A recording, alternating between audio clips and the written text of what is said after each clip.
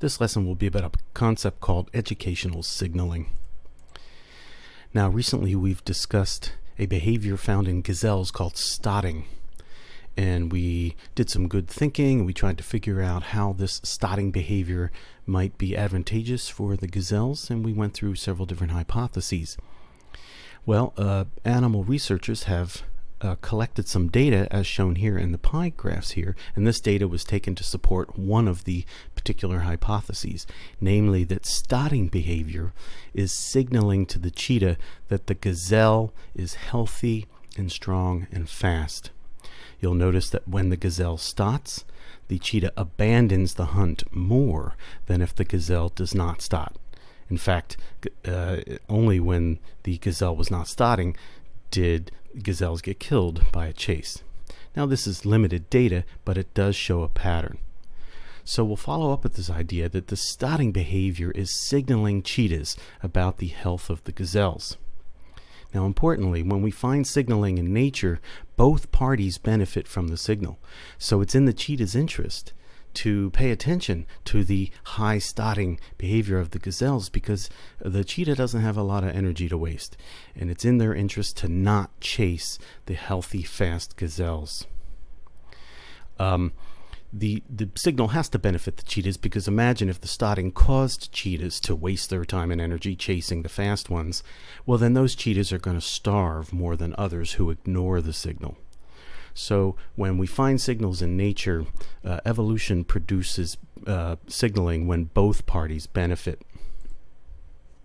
Now, signals must be hard to fake, and this comes out of signaling theory. If unhealthy gazelles could fake the signal, then the value of the signal is diminished. Imagine, as we see down here, the unhealthy gazelles could put springs on their feet, and so they too could jump really high. Well, if the old and weak gazelles, by putting springs on there, if they can jump just like the healthy gazelles, well then the healthy gazelles no longer stand out for their exceptional stotting. So the stotting would no longer signal health and strength and speed. So the question we'll take up here is education a signal? Are the grades that we get in school, are they functioning in part as a signal to other people? First, let's consider the significance of getting an education in our modern economy. People with college degrees have higher incomes than those without a degree. Let me show you some data here just so we're all on the same page. So median earnings for full-time year-round workers by educational attainment for men and women. This was data 2017. Over here, we've got a bar graph here, bachelor's degree or higher. There is a gender difference here, but compare bachelor's degree or higher with less than a bachelor's degree. So for men with a degree, 81,000, men without, 42,000. Women, 60,000 with a degree, average earnings without a degree, 32. So we definitely see an effect of education on income. Now there are these gender differences, but that isn't a topic for another time. Over here in this graph here, we see full-time year-round workers in thousands of dollars. So the y-axis has income and the x-axis has age. And if we just take a look at the men with a degree or women with a degree, we see this curve. So we get peak earnings in the 50s, and then as people get older, their income declines. But importantly, again, we see at all ages having a college degree is associated with higher earnings for men and for women. So is education in part functioning as a signal? So the market seems to reward education. We just saw that if you have an education, you tend to make more money over the course of your career. And why would that be? Well, traditionally economists have thought reasonably well. It's rewarding knowledge and skills. When you get an education, you increase your knowledge and your skill set, and so you're worth more to employers out there in the economy. And lots of economists would agree with that. But there is a twist here, because we know that much of what we learn in school is not required for our job. After all, you yourself as a student may have said this many times in many places, in many classes: why do we need to learn this? I'm not going to use this information in my life. So we'll just kind of call this, the idea of useless knowledge that we learn in school. Of course, lots of teachers would say it's not useless knowledge, but okay. And we'll just define it as sort of not directly needed for job performance or life in general. So we have this issue that a lot of what we're learning in school won't be applied in our workplace. So this led some economists to propose the following: that the market isn't rewarding people for the useless subjects they master, but for the pre-existing traits that they reveal by mastering them. So the idea is, yes, some of the difference in earning is due to knowledge and skills, but not all of it. There's another factor here, that people with a college degree have some other qualities that are valued by employers, not just the stuff they learned in college. Okay, so here's the idea then. We've got a picture here, we've got a barrier here, we've got a couple of students here, and then we have an employer sort of apparently sort of watching what's going on here. And the idea is we're kind of showing here that school presents challenges to students, and that's shown here by the barrier. And so we have these educational obstacles, and of course as students we need to face these obstacles and overcome these obstacles. And if we're getting good grades, it means that we're succeeding in overcoming the educational obstacles. So in a sense then, our performance in school is becoming a signal about our qualities. Whatever qualities that we have, well, those things might have been instrumental in helping us overcome these obstacles. Now, metaphorically, it's like the employers out there in the economy are watching. They're not really watching. They're not lurking in the bushes, looking at schools and stuff, but they are using our performance in school as a signal about our qualities. Because after all, the employers are going to hire us, we'll be in a workplace, and we're going to have obstacles in the workplace as well. So the idea here, from this point of view of educational signaling, is that if we're good at school, it's sending a signal to future employers that we might well be a good employee as well. And this helps explain why employers often prefer college-educated applicants even when the job does not require a college degree. For example, at nice restaurants or whatnot, the servers, the employers often hire college graduates, even though to be a server at a nice restaurant, you really, you wouldn't think you needed all of the knowledge that they gained in college. So it may well be that employers are valuing college-educated people for other things besides the knowledge they got in college. So what could an education signal? Well, psychologists and economists have sort of boiled it down into three sort of buckets: intelligence, conscientiousness, social conformity. By conscientiousness, we mean sort of our discipline, our work ethic, our commitment to doing quality work. Social conformity would be concern for meeting social expectations. Now, we might think these two, conscientiousness and social conformity, they kind of are aspects for some of what we might call character. So good grades in school show that you're the kind of person who can work hard and meet social obligations. Specifically, what form does the education signal take? What form does, what is it that's being signaled? Well, intelligence would be related to things like how fast of a learner we are, how deep can we learn, can we master the really difficult concepts in a particular class, the AP calculus, etc., AP physics, AP history, etc., or mastering large amounts of material. Conscientiousness, remember doing quality homework, don't cut corners on study strategies or time, embrace the hard work, persist until mastery. These would be features of this quality of conscientiousness. Social conformity, do the recommended work, right? If you're not even doing the homework, you're not meeting your obligations, you're not meeting the expectations.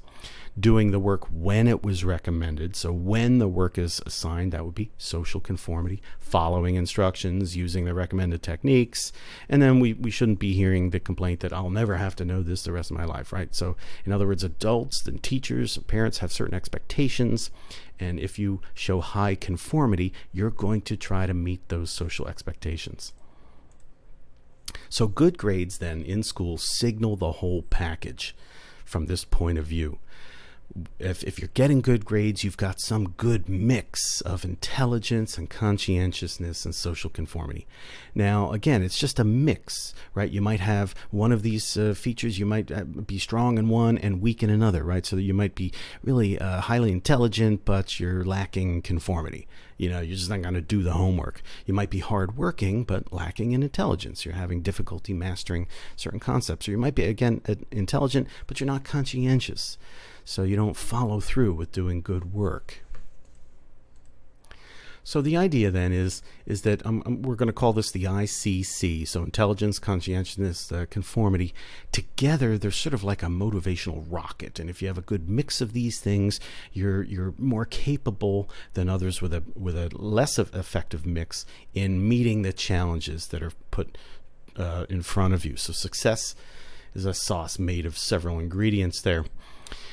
Now, if we think about the three ingredients, it seems to many that we have more control over the conscientiousness and levels of conformity. Now, the people who study psychology, there might be some who argue, well, that all of these things are related in some part to our genes.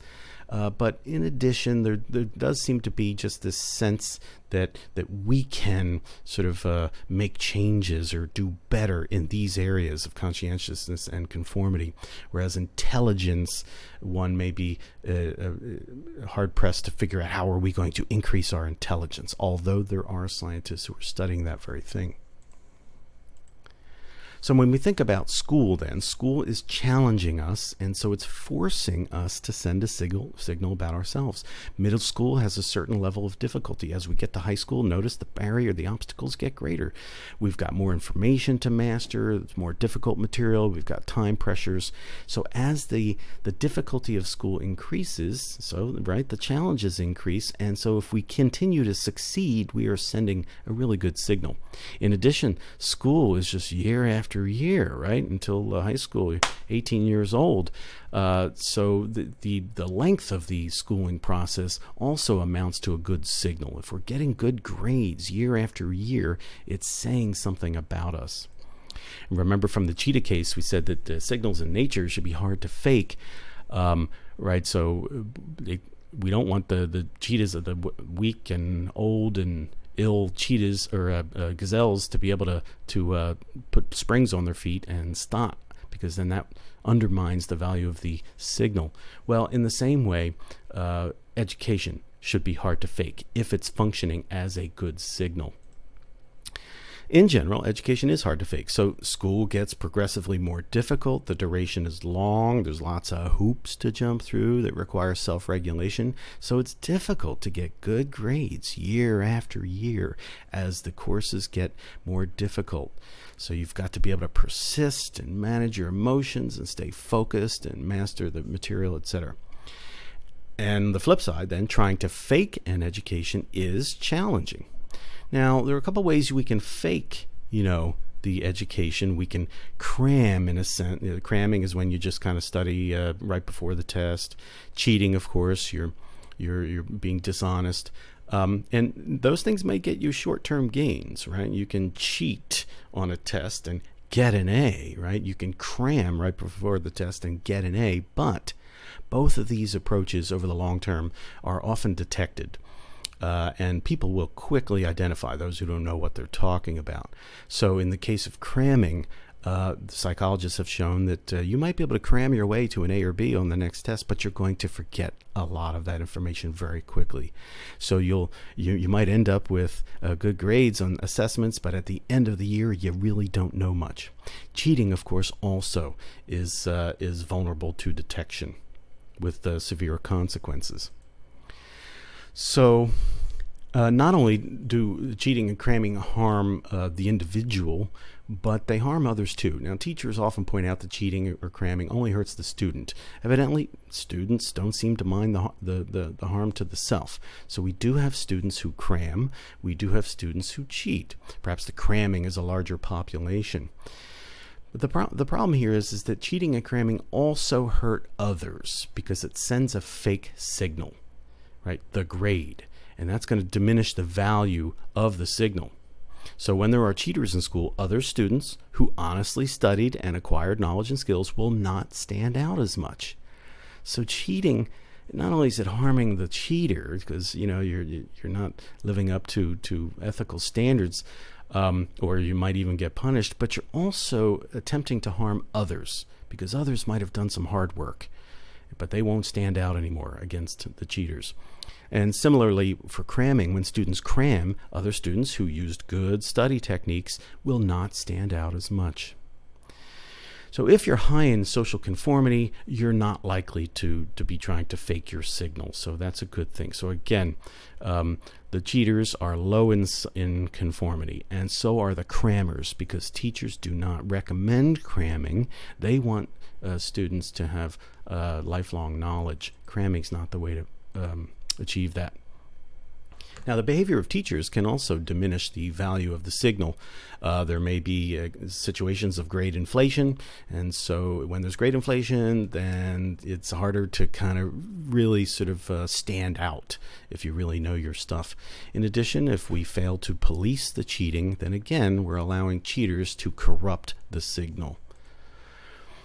Interestingly, in education circles, there is an ongoing debate about how we should approach sort of grades in school. And I've boiled it down to two approaches: the mastery approach, where the grade should reflect knowledge and skills only, no matter sort of how long it takes you to get there or how you got there, that the grade just reflects knowledge and skills. And then there's the process approach, where the grade reflects a combination of knowledge and skills and other qualities like conscientiousness and conformity. So this is often found in schools around the country, that the grade is not just about your performance on the test or quiz, but there are other aspects of your behavior in school that are affecting your grade. For example, homework grades and participation grades. Well, one way to think about these is that they can capture elements of conscientiousness and conformity. So, for example, doing the homework that is expected, that's an aspect of conformity, and a homework grade might be capturing that. Or doing the homework when it was assigned, again, high conformity. Doing quality homework, conscientiousness. Monitoring one's own learning, taking active steps to address knowledge gaps or misunderstandings, conscientiousness.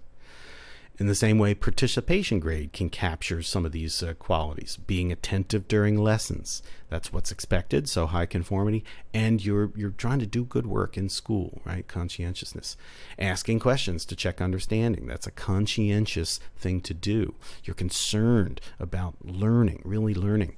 Taking complete notes or drawing a diagram as best you can. Again, conscientiousness. You're trying to do the best you can. Not distracting the class. Conformity. You're meeting social expectations. We do not expect students to be distracting each other.